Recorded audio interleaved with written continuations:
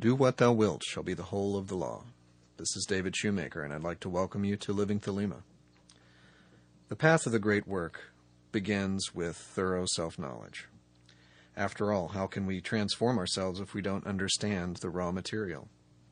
How can we judge our own work if we don't have the proper tools for its inspection? Accordingly, any tool that can aid us in self-knowledge is a worthy tool for the magician.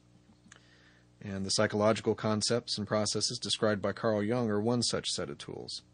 Today we're going to be focusing on one aspect of a system known as the Anima or Animus complex. Put simply, the Anima is the unconscious feminine aspect of one who consciously identifies as male, and the Animus is the unconscious masculine aspect of a person who consciously identifies as female. Now, before I go into more specifics on the Anima and Animus themselves, I want to show how this is an outgrowth of Jung's model as a whole. His model of the psyche is based on the principle of union of opposites, the principle that the striving to be whole and complete is hardwired into our psyche, and that includes a balancing between conscious and unconscious. So he felt that the striving for union with this contrasexual force in the unconscious was really an expression of the underlying drive towards intrapsychic balance and towards forging a link between conscious and unconscious. In many ways, it's like a hydraulic model of the psyche, really. The more you push down into the unconscious, the more you try to repress something, not think about it, not acknowledge it, there is an equal and opposite push back. So like a water-filled balloon, you push down, and the more pressure you exert, the more it tries to push back and out in other directions, and push too hard, it explodes. Accordingly, when the unconscious, according to the model, when the unconscious feels us pushing something down, it tries to send a message back, a balancing message. The impulse behind this message, according to Jung, is one of something that will balance what the unconscious is sensing going on in the conscious. So one way this happens is it sends a dream with a message that, if heeded, would be a balancing force. It doesn't mean the unconscious is always right, per se. It means there's a necessity to take into account the data that's coming both from the conscious sensory apparatus and so on, and from the unconscious. If we don't do this, if we indulge overly in repression and ignoring aspects of self, not acknowledging them, then we may be obsessed by the drives, the archetypes and the impulses that we're not acknowledging have to try harder and harder to get our attention. So the dreams might be nightmares, or we might find ourselves behaving in ways that seem very different than our conscious attitudes and values would lead us to try to behave in. So it's a recipe for bad news if we don't acknowledge and engage with the unconscious and listen to its message.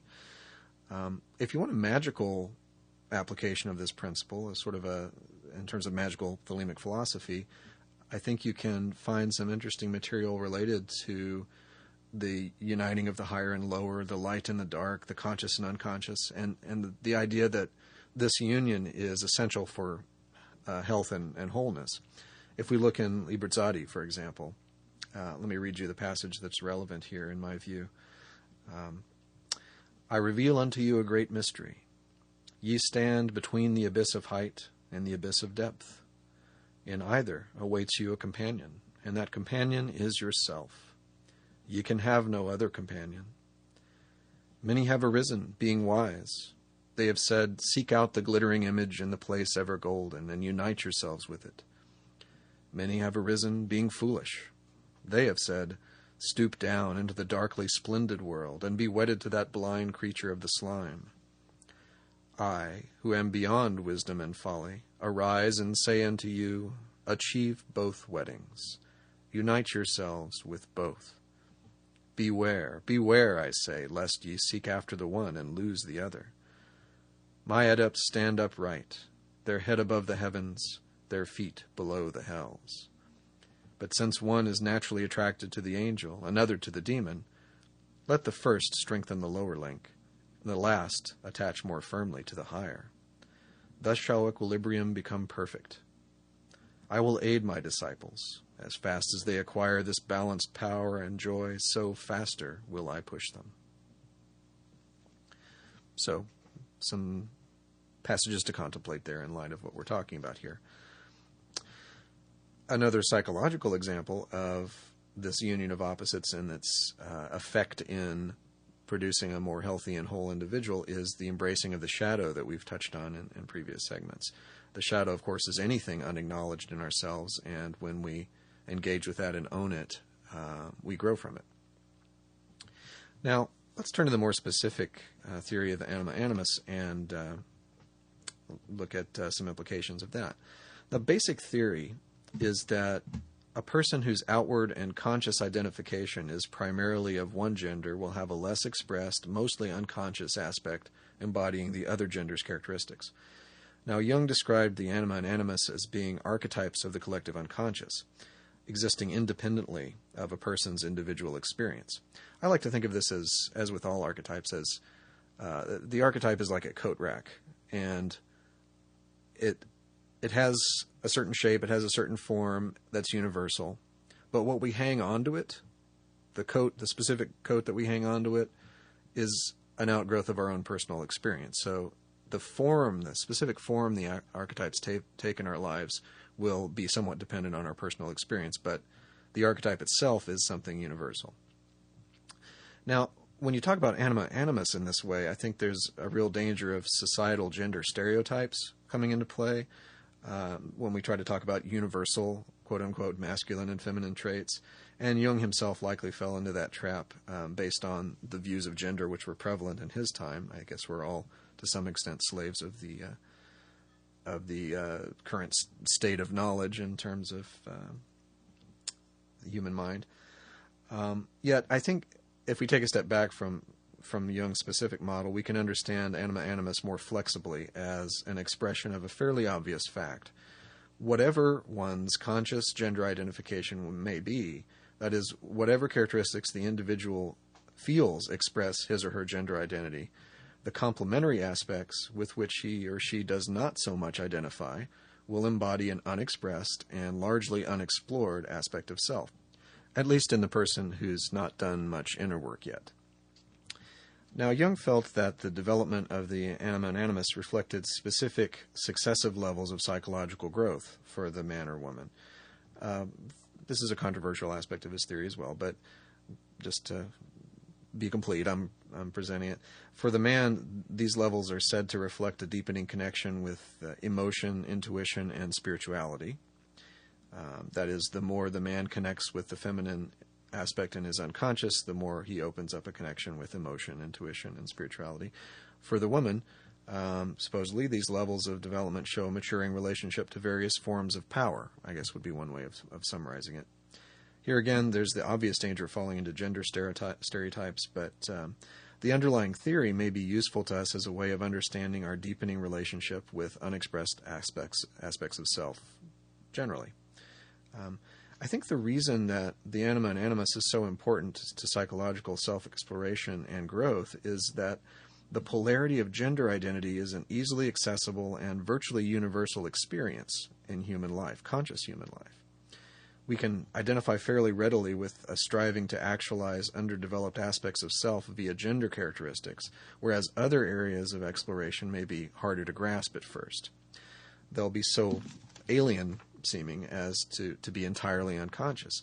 We are conscious of gender, however, and the traits that we associate with gender, any individual. So the Anima Animus is an easier handhold as we begin the exploration of unacknowledged and unexplored aspects of self. Because of this, because the Anima Animus is kind of the gateway to that further exploration, we can understand the Anima and Animus as an expression of the classical psychopomp, the guide to our own personal underworld, the unconscious. And thus it helps us to begin bridging the conscious and unconscious minds, and ultimately to aid in our path toward building the conscious link between the ego and the self, with a capital S, which is so important to wholeness and health.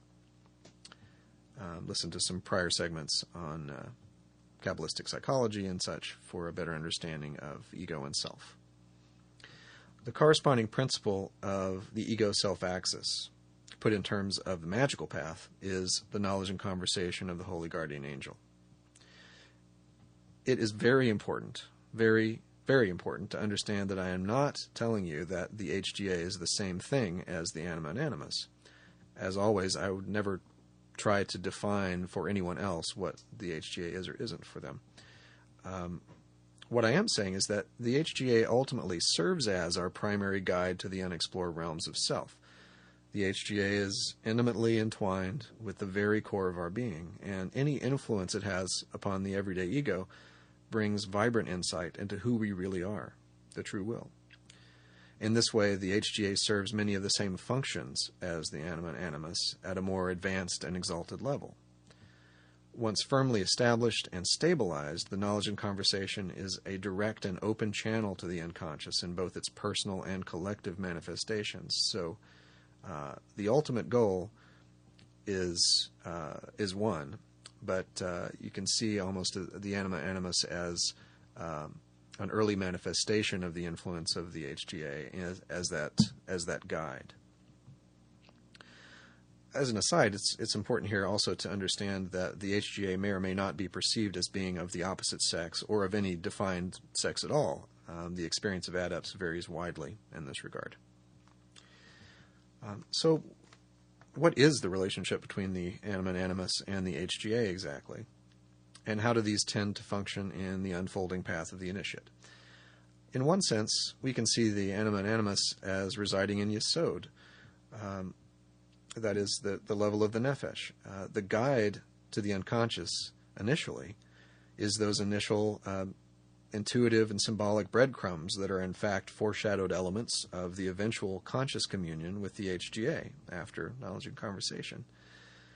So, in the pre-adept stage, pre-knowledge and conversation, we need a guide to our own unconscious via whatever means are available to us, and those means, at first, tend to be things like we associate with Yesod in the Nefesh, the intuition and dreams and symbols and such.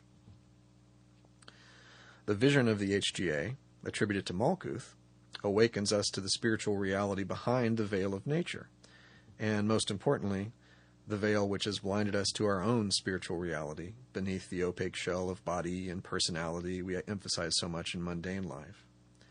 At Yesod, we begin to get instruction from the HGA as to the nature of this spiritual reality, veiled in the language of symbols, dreams, astral experiences, and intuition. In this place, the Anima and Animus is, I think in a very full sense, our guide to further attainment. Jung felt that the Anima and Animus would appear in dreams as a guide or a friend, and in fact we have some literary and mythological reference points for this as well. Consider the poet Virgil guiding Dante through the underworld in the Inferno, or the role of the god Hermes as the so-called messenger of the gods, one who bridges the human and divine worlds, another metaphor for conscious and unconscious realms. Notably, I should add, Hermes is often depicted as androgynous, a further connection with the contrasexual nature of the Anima and Animus. Now, let's set the theory aside here and talk a little bit about implications in practical life. One of the most common ways in which the Anima and Animus is visible and potent in our daily lives is through projection onto our love partners, whether actual or merely desired. That is, whether we possess the person as a partner or we just really wish we did. The yearning for the other person, the sense that somehow they complete us or heal us, that they have something we need, the intensity of our desire to possess them, all of these are often symptoms of an anima or animus projection. The other person symbolizes an unexpressed aspect of self. And if we're not sufficiently aware of this perceived deficit in ourselves, the intensity of our desire for them will generally be directly proportional to our level of blindness to this perception. Now, Anima and Animus projections inevitably lead to disappointment because, of course, the object of our desire, who is a mere human, can never live up to the expectation of perfect divine love that we are holding in our minds as we project the Anima and Animus onto them. Something in us that is perceived as being so exalted, so other, so mystical, so divine, so needed, is going to be way too much for another human to bear. And I think everyone can stand to take stock of the expectations that they have of their partners and kind of reel those in a little bit to recognize that some of what we want we've already got. And if we can acknowledge that we already have it, maybe we can actually engage with the real person who's in front of us. So let's look at some exercises. I have a lot of things to suggest in terms of what we've been talking about today that you may find useful as you go through your day. So start by listing your beliefs about the personality characteristics of masculinity and femininity. Not what you think society believes, but what you actually believe. If you have trouble coming up with such a list, then you can fall back on listing your sense of society's beliefs. After all, your sense of society's beliefs will be somewhat reflective of internalized values. That is, you've at least internalized what you think people think. So list out using either of those lenses, all the characteristics you associate with masculinity and femininity. Now, compare your own personality characteristics to those on your lists based on your identified gender. Circle those that you feel you embody and put a line through those that you feel you do not embody. Now look at the items you've crossed out. Each day, pick one of those characteristics and make a conscious effort to live out that characteristic through the day in interpersonal interactions as well as your private thoughts. It's much like when Crowley discusses taking on a magical personality that may have characteristics, values, behaviors that are very alien to your normal everyday ego. Here what you're doing is taking on essentially a magical personality where the trait in question that you don't feel like you normally embody is the focus. Note the results in your diary, of course. So do that with all the items that you've crossed out. Now look at the items that you've circled, the ones that you feel you do consciously embody. Each day, pick one of these characteristics and make a conscious effort not to live it out that day. So here you're taking on a magical personality where there's an absence of the trait in question. And note those results in your diary. Now pay attention to the less obvious ways in which your daily behavior and experience of yourself and the world change as you're doing this. By living out those aspects of self which are rarely given voice, we can open a channel for other suppressed or unexplored characteristics to surface. You may surprise yourself with how you think and feel simply because you've decided to embody or not to embody one of these characteristics that you associate with gender, either your own or the opposite. You might also want to ask a friend or partner what they've noticed about your behavior at the end of the day. So don't tell them what you're trying to do. Don't tell them, today I'm trying to be absolutely not intellectual at all. Don't tell them that. Make it a blind study. And then at the end of the day, see if they've noticed anything.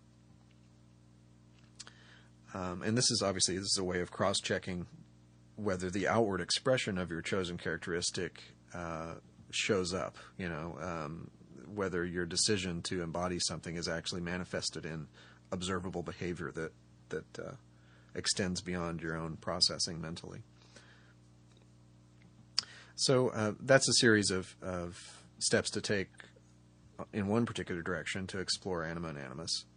But as I hinted at before, another very, very useful and valid and important thing to do is watch for Anima and Animus projections onto partners or desired partners. So you can tap into this a little bit more directly if you start by listing the characteristics of your partner as you see them, the personality characteristics, and then reflect on, do a series of meditations on how you might benefit from increasing the expression of those characteristics in your life. In other words, you've just made a list of things that this other desired person has that perhaps by definition you are saying you don't. There'll be some overlap, I'm sure, but you might want to limit the list to things that you feel your partner embodies that in fact you don't. You don't, the characteristics that you feel you really do not express, and then consider how your life would look and how you would feel if you actually, in a sense, became more like your partner. This is one way of working to withdraw those projections, to say, wait a minute, these are not things that are only available to me through this other person.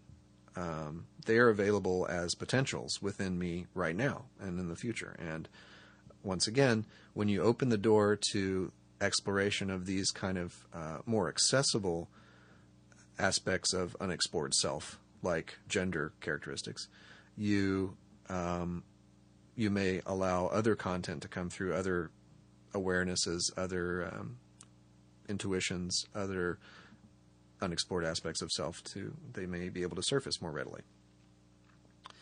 And then finally, I want to suggest that this will be no surprise to you if you've listened to any of my previous segments. Record your dreams for at least a few months, paying special attention to those figures that appear as guides. Start a list of the characteristics of these guides, adding to it each time a new guide appears in a subsequent dream. Now, just to be clear on what I mean by a guide in a dream, you may dream about exploring a house, and it turns out your best friend from high school is there with you, exploring the house with you. So that might be one example of a guide. It might be more explicit, like you're in some place unknown to you, and there's a policeman or somebody's there to show you around or to show you the lay of the land. And if you've done any scrying efforts, you'll be familiar with the idea of a guide showing up to tell you about the place you're scrying and such. This is not that different. You'll have a dream, and the unconscious itself will say, okay, here's the person who knows what's going on here. So that's your guide. Make a list of the characteristics of these figures as they appear. And after a few weeks of this, you'll have a list which may be quite suggestive in terms of directions for personal exploration. How could you be more like these guides? In what ways would this represent growth or change for you?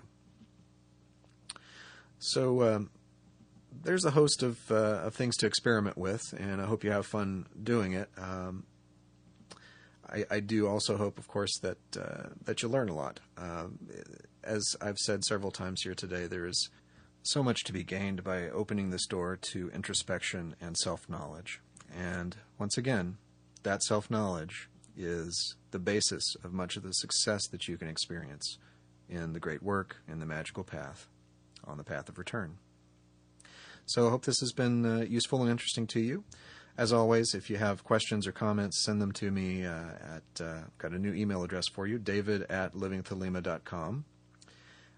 We have the Living Thelema page on Facebook for questions, discussion, announcements, and such.